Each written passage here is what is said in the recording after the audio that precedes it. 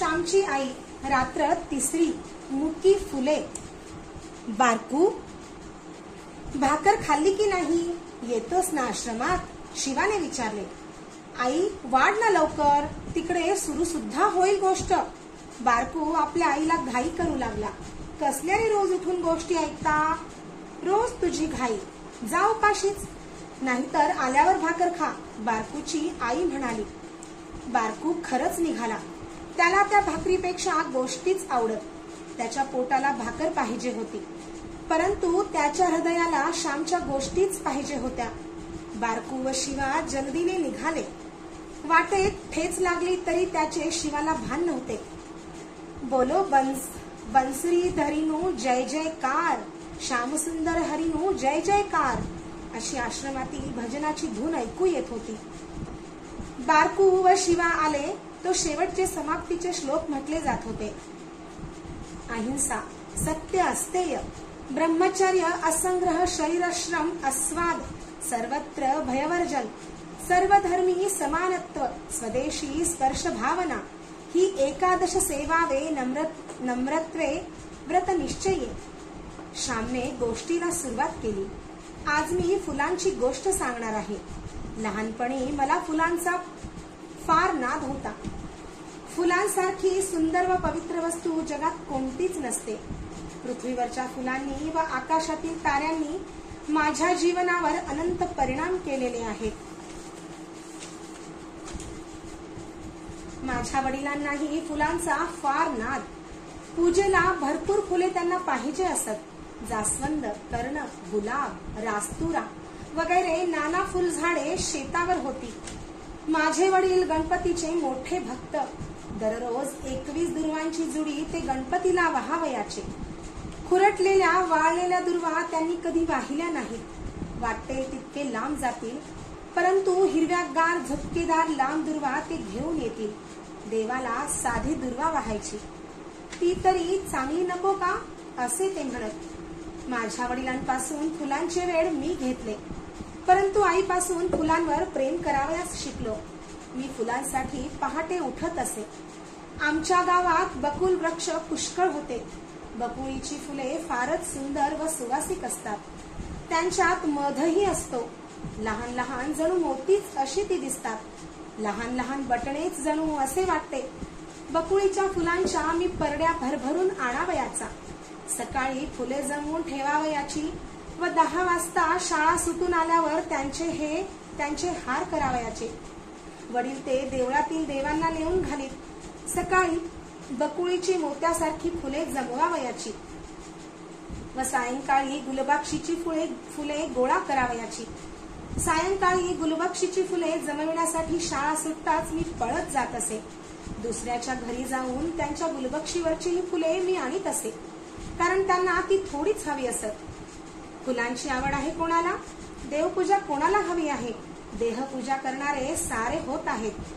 फूल तोडून कोणी शेंबड्या नाकात कोंबतील, नाहीतर घामट केसात खोवतील. फुले देवाच्या पूजेसाठी फार तर थोडी तोडावी, नाहीतर ती झाडावरच शोभू द्यावी. तेथे ती देवाला वाहिलेली असतात. तेथे ती देवालाच वाहिलेली असतात. आज मी फूल तोडू शकत नाही. फूल म्हणजे परमेश्वराची रसमयी सौंदर्यमयी मूर्ती असे मला वाटते, परंतु लहानपणी देवासाठीच तोडून मी जमवीत असे. गुलबक्षींच्या फुलांसाठी मुलामुलीत भांडणे घावायची. गुलबक्षीचे फूल फार सुंदर असते. फुलांचा देठ लांब, बारीक व कोवळा असतो. देठाच्या टोकाला बारीक मणी असतो. गुलबक्षीची फुले नाना रंगांची असतात.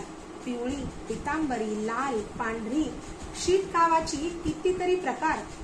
गुलबक्षीचे काळे मणी फारच सुंदर दिसतात. माझी आई तुळशीच्या अंगणात बसून त्या फुलांच्या माळा करी. गुलबक्षीच्या फुलांची माळ, फुलांचे देठ एकात एक गुंतवून करीतात. त्याला सुई दोरा लागत नाही. या माळांचेही अनेक प्रकार असतात. तोड्यांची माळ, दुहेरी माळ. बायका निरनिराळ्या तऱ्हेने ती गुंफतात. त्या दिवशी रविवार होता. रोज शाळा सुटल्यावर सर्वजण फुले वेचावयास जात असू. पाटी दप्तर खरी ठेवून जो आधी पळत जाईल त्याला अधिक फुले मिळत, परंतु रविवारी कोण केव्हा जाईल याचा नेम नसे. त्याच्या आधीच्या रविवारी मला एक सुद्धा फूल बाकीच्या मुलांनी मिळू दिले नाही. म्हणून त्या दिवशी मी निश्चय केला की आज आपण सारी फुले आणावयाची, लवकर जाऊन कळ्याच तोडून आणावयाच्या असे मी ठरविले. गुलबक्षीची फुले 4 वाजल्यापासून फुलू लागतात, सायंकाळी नीट फुलतात. फुले फुलू लागण्याच्या आधीच मी जावयाचे ठरविले. बाहेर ऊन होते तरी मी निघालो. एक फडके बरोबर घेतले होते. 3 वाजण्याचा सुमार असेल. आमच्या शेजारच्या धोंडोपंत मास्तरांच्या व गोविंद शास्त्र्यांच्या घरापाठीमागील गुलबक्षीच्या कळ्या मी तोडल्या. गुलबक्षीच्या न फुललेल्या कळ्यांना घुबे म्हणतात. ते सारे घुबे मी तोडून आणले. घरी आल्यावर मी एक ताम्हण घेतले व त्यात पाणी घालून कळ्यात टाकून ठेविल्या. संध्याकाळी आई म्हणाली, आज फुले नाही का रे आणायला जात? मागच्या रविवारच्या सारखा उशिरा गेलास तर एक सुद्धा नाही हो मिळणार. मग रडत बसशील. माळेला नाही तर नाही, पण धुपारतीला तरी 4 आणून ठेव. मी तर केव्हाच आणून ठेवली आहेत. तू माळ करतेस का? मी विचारले. आणतर मी येथेच तुळशीजवळ बसते, म्हणजे घरात देखे पडायला नको. आई म्हणाली. मी ताम्हण आणावयास गेलो, परंतु ताम्हणातील फुले नीट फुलली नव्हती. ते पाहून मी खट्टू झालो. ती फुले परडीत घालून मी आईजवळ नेऊन दिली. हे रे काय, पाणीसे ठिबकते आहे. कळ्याच तोडून आणल्या होत्यास वाटते, तरीच नीट फुलल्या नाहीत. श्याम, अरे झाडावर नीट फुलू तरी द्यावे की नाही त्यांना? एवढा काय अधाशासारखा गेलास उतावळा होऊन? असे आई मला बोलत होती. तोच शास्त्री बुवांकडची, धोंडोपंतांकडची, बन्या बापू, बाबी सारी मुले आली. श्यामने तुमच्या सारी आणली हो फुले तोडून, आम्हाला एकही ठेविले नाही याने, बाबी म्हणाली. का रे श्याम, केव्हा चोरट्यासारखा जाऊन घेऊन आला सारी फुले? बापू बोलला. चोरट्यासारखा? मी नेहमी नाही वाटते येत तुमच्याकडे फुले नेण्यासाठी. मी म्हटले, नेहमी आपण सारी जण बरोबर असतो. बन्या म्हणाला. तुम्ही मागच्या रविवारी मला उशीर झाला तेव्हा एकतरी फुल ठेविले होते का माझ्यासाठी? मी विचारले. पण मी माझ्या परडीतले देत नव्हते का? तूच फणकाऱ्याने निघून गेलास. मला का नाही थांबला? बरे पाहून घेईल असे म्हणून तू गेलास. हा असा आज सूड घ्यावयाचा होता वाटते, बाबी म्हणाली. माझी आई सारे ऐकून घेत होती.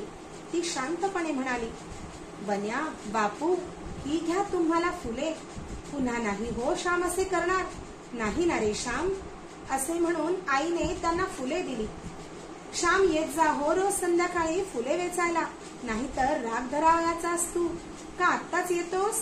आपण छप्पो पाणी नाहीतर लक्षबाई ताक दे, डेरा फुटला मडकं दे, तो खेळ खेळूया. बन्या म्हणाला. माझी आई म्हणाली, आता उशीर झाला आहे, उद्या खेळा हो बन्या बापू. मुले गेली. माझे तोंड गोरे मोरे झाले होते. आई मला म्हणाली, श्याम, दुसऱ्याच्या घरची फुले त्यांना न सांगता सवरता आणू नये. त्यांना विचारून आणावी. आपण आधी गेलो तर त्यांना हाक मारावी. परंतु सर्वात वाईट गोष्ट म्हणजे अशी मुकी फुले तोडून आणणे. तू अधीर झालास, परंतु पदरात काही पडले नाही. फुलांना झाडावर नीट फुलू द्यावे. बाहेरच्या पाण्यात कळ्या किती वेळ टाकल्या तरी फुलत नाहीत. आईच्या दुधावर बाळ पोसते, तसे बाहेरच्या दुधावर पोसत नाही. घरच्या साध्या अन्नाने जशी पुष्टी येते तशी खानावळीतील दुधातुपानेही येत नाही. झाडे म्हणजे फुलांच्या माता. झाडे कळ्यांना जीवनरस पाजित असतात, त्यांना फुलवितात. झाडाच्या मांडीवरच कळ्या चांगल्या फुलतात. फुले फुलली म्हणजे मग ती देवासाठी आणीत जा. आपल्या देवाला 2 कमी मिळाली तरी चालतील. बन्याच्या घरच्या देवांना मिळाली तरी ती देवांनाच ना. कोठे गेली तरी देवालाच मिळतील. आपल्या घरातील देवांना सारी फुले हवीत असे वाटू नये. ते देवाला आवडणार नाही. देवाच्या पूजेत सर्वांनी भाग घ्यावा. देवाला 1 फुल मिळते तरी पुरे, परंतु नीट फुललेले वहा. गड्यांनो, अशा खून आणलेल्या मुक्या कळ्यांबद्दल मातेलाच वाईट वाटेल. आई आपल्या लहान मुलांना मांडीवर खेळविते, घरात वाढविते व मग त्यांना जगाच्या सेवेस देऊन टाकते. त्याप्रमाणेच फुलझाडे फुलांना वाढवितात, रसमय गंधमय करतात. व ती विश्वंभराच्या पूजेस देण्यासाठी तयार असतात. अर्धवट खुडून आणलेल्या कळ्या नीट फुलत नाहीत, अर्धवट कामे नीट फुलत नाहीत, फळत नाहीत. जगात अर्धवट काही नको. जे कराल ते नीटनेटके संपूर्ण यथासांग करा. उशीर लागला तरी हरकत नाही. काहीतरी वेडेवाकडे करण्यापेक्षा न केलेले बरे.